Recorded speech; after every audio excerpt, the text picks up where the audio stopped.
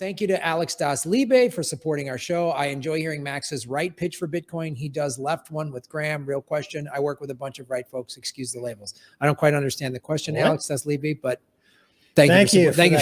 Well, I'm happy to take the left's position and to understand it and to try to, because there's both sides have fundamental ideas that are worth talking about, and so, but they all kind of relate to Bitcoin. We were on Alex Jones recently, and the same thing came up where he's like, he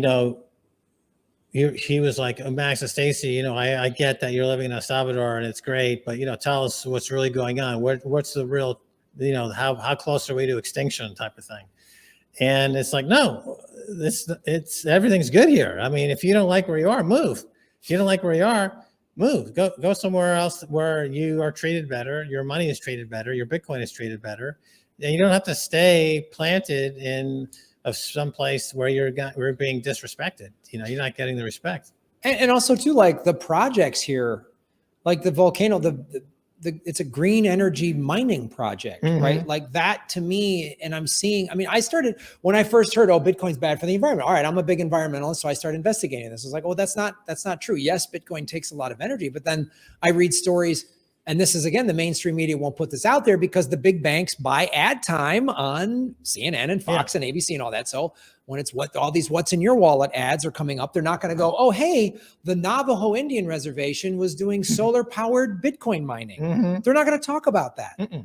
And it's like, so the truth just keeps crushing all of the myths about it.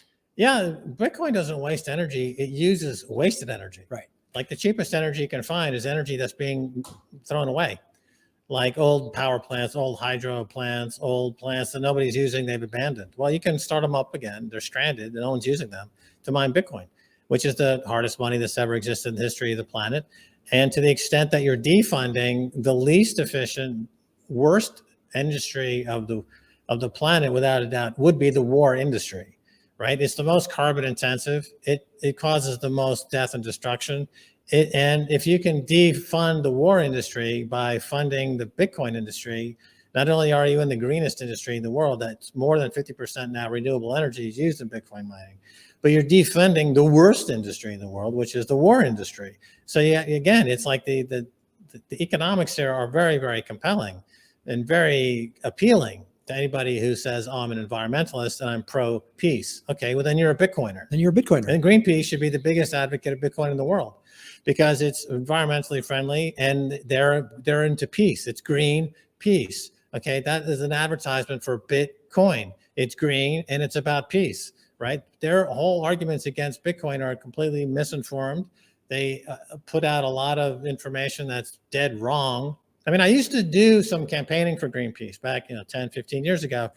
And this was in Europe, in Amsterdam, and in the Netherlands. And I had a campaign at that time called Karma Bank, where you're defunding corporations using financial, slick, clever financial tricks.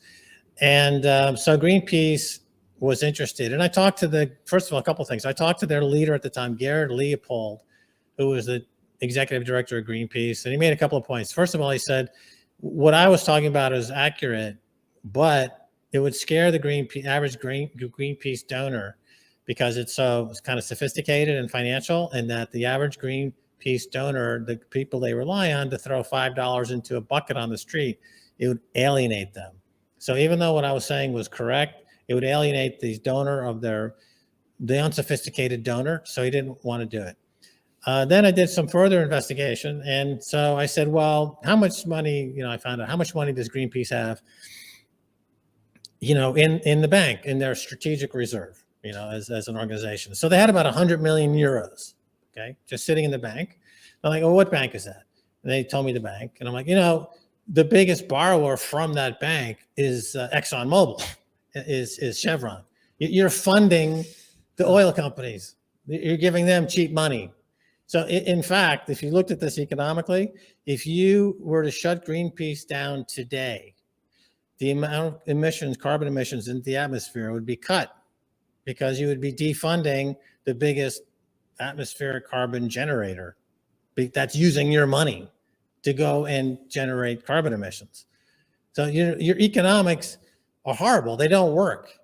But, they are the ultimate virtue signaling organization. They love to think that they're doing something positive by showing, a rabbit in a tree crying, and that this needs to stop by any means necessary. If I take myself to a steamroller and throw myself off a cliff, I'm going to epoxy my hands to the tarmac of LaGuardia Airport to save the environment. Well, guess what? They already have insurance against that. They're covered by people gluing themselves to the tarmac.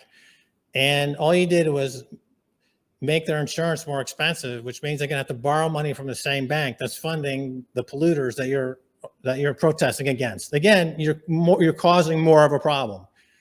Economically, if you look at the numbers, the actual raw numbers of what you're doing are causing more emissions. You're actually doing the exact opposite of what you think you're doing, because you refuse to look at the economics, because you don't think economics applies. It's just virtue signaling that if you have the right idea and you feel good about this, that's ultimately what's going to save the day. But the economics of what you're saying prove that completely false. If you were truly interested in being green and being peaceful, you would embrace Bitcoin. You would put that $100 million in the bank into Bitcoin, number one. And how much power would GreenPeace then have if let's say it did this just a year ago when Bitcoin was at the 28, 29 level?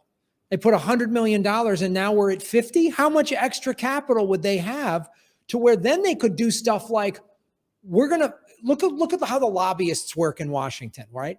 What if GreenPeace goes, nah, we've got $1 billion of lobby money. We're going to get every green law passed, and we're going to do what the Koch brothers have done. Exactly. Only we're going to do it with our Bitcoin capital, and we're going to force these laws, because this is the thing that I try to get lefties to understand too. I go, protesting in the streets, good for you, that's great, make your voice heard. But I go, the people in power only understand money. They do not care.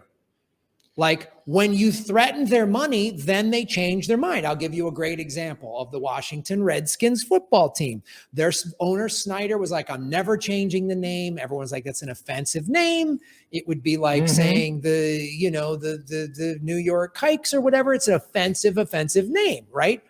Well, during the summer of 2020, when everyone was protesting, Black Lives Matter said, hey, FedEx, we're coming at you. And FedEx said, no, you're not. Hey, Washington Redskins, we're going to pull our $500 million stadium licensing deal. And all of a sudden, Snyder woke up and said, well, we got a new name for the team. We're going to call it the Washington Football Club. All right. That happened overnight because you put economic pressure on FedEx. And FedEx said, we don't want the bad. FedEx crunched the numbers and said, if we're considered the racist shipping department, we're done, Yeah.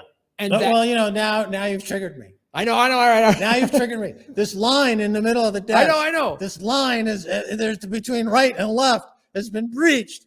Okay, so, but that's my pitch to lefties. That's the economic pressure that can be borne from activists on corporations to behave in ways that would be more beneficial to the community is correct, right? And that is a good example, certainly, is that the economics are such that a boycott, this is what Karma Bank was all about. In other words, Karma Bank was that you can weaponize a boycott.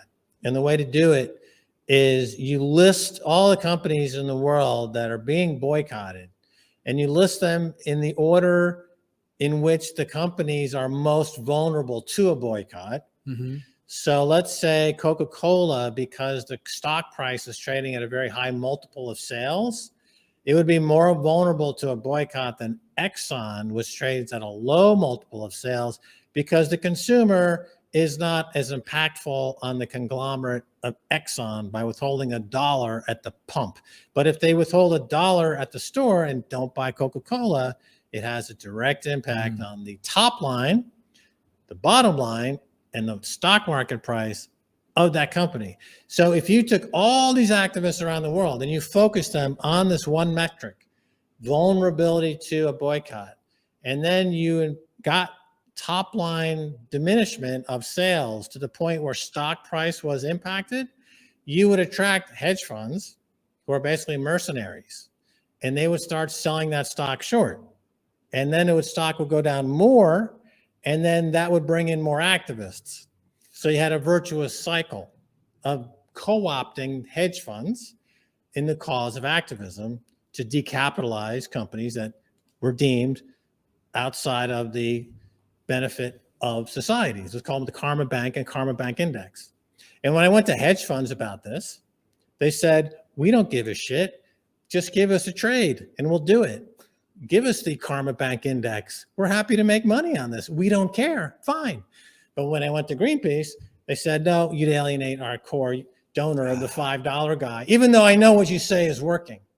So like we were, very far along with this. I was working with Zach Goldsmith of the Ecologist magazine, not the Economist, but the Ecologist magazine. Zach Goldsmith is the son of Sir Jimmy Goldsmith, who almost invented the leveraged buyout back in the 60s, right? He's a heir to a substantial financier's fortune. And he was in government for a while. He had this magazine. He's a nice guy, Zach Goldsmith. So he had me writing in that magazine for months to try to organize this campaign. But the activists themselves didn't want to be interested in it because it didn't feel good, didn't make them feel good because it was financial. They just want to feel warm and fuzzy. So they eventually walked away from it until finding Bitcoin. Then I wrote a piece in the Huffington Post called Activists Should Look at Bitcoin. I wrote this in 2013. That Bitcoin is the ultimate. I mean, I'm basically an activist. I'm basically a lefty in that sense. But Max, I refuse to talk to people who refuse to look at the numbers. I know. Honestly, Mac, this is why I started watching your show on RT around 2017. Because I was like, I didn't know you personally then, but I was like, you were making such sense. I'm like, you're talking, first of all, you're calling out the bankers as the criminals that they are, because you knew you're from within. You're like a whistleblower in that sense. And you were saying this, and I'm sitting there a lefty. I'm a guy who lost my home to the banking system. I'm just totally disillusioned at that point because I thought, oh, he's just as awful as Bush. They're all awful. I hate both parties. They all, Biden, Trump, all of them, lock them up. If I was president, I would perp walk those guys across the north lawn of the White House. That's what I would do. That would be my Bukele tactic. Those are the criminals in America causing the most problems, is all of them. And I started hearing you say these things, and I'm watching RT, and I'm also watching Chris Hedges on Contact, who's super lefty, but he was also very critical of like the liberal establishment. This is the thing I liked about Hedges in his book, Death of the Liberal Class. And I was like, wow, these guys are like, you were saying some of the things he was saying, but you were saying them in the mechanics of banking and finance on how to do this. I'm like, yes, that's way more effective. Like, I'm an environmentalist. I always get mad when the environment, like these idiots that throw ketchup on a painting or whatever. Yeah. Or set, I mean, this was a big thing 20 years ago. They would setting SUVs on fire. I'm like, that's so bad for the environment, you dipshits. Yeah. Like, and you were making sound financial sense. And you were talking in a way, and activism. And some of my friends were like, and I'm like, and I knew, I'm sure maybe on certain issues you might be more right or whatever, but I was like, the ultimate thing that you're saying, and this is why I was like, ding, the orange light went off with me with Bitcoin. I was like, oh, we can all use this. And it is frustrating when you have a great idea like you did. You went pretty high up the ladder, I'm sure, at GreenPeace. And then they went. Yeah, talk to the main guy, Garrett Leopold. He's the main director. Okay, we got in the office with him, with Zach Goldsmith, who's a billionaire, and Skyon, am I saying that word correctly? Of the Goldsmith family, which is huge in London.